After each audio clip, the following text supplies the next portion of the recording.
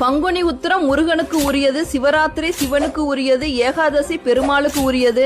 ஆனால் அனைத்து தெய்வங்களுக்கும் உகந்த ஒரு நன்னாள் தான் மாசி மகம் நன்னாள். மாசி மாதத்துல பௌர்ணமியுடன் கூடிய மகம் நட்சத்திர நன்னால தான் மாசி மகம் அப்படின்னு சொல்றோம். சிவபெருமான் வருண பகவானுக்கு சாப விமோச்சனம் அளித்தது மாசி மகத்தன்றுதான். இதனாலதான் பெரும்பாலான கோவில்கள்ல தீர்த்தவாரி நடத்தப்படுகிறது.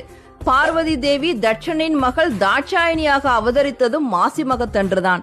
இதனால சக்தி வழிபாட்டிற்கு உரியதும் மாசி மகம்.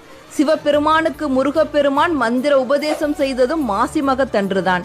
இதனால் முருகனை வழிபடுவதற்கும் உரிய நாள் மாசி மகம். பாதாளத்தில் இருந்த பூமியை பெருமாள் வராக அவதாரம் எடுத்து வெளிக்கொண்டு வந்ததும் மாசி மகத்தன்றுதான். இதனால பெருமாளை வழிபடுவதற்கும் உகந்த நாள் மாசி மகம். இப்படி அனைத்து தெய்வங்களையும் வழிபடுவதற்கு உகந்த நாளாக இருப்பது மாசி மகம் நன்னாள்.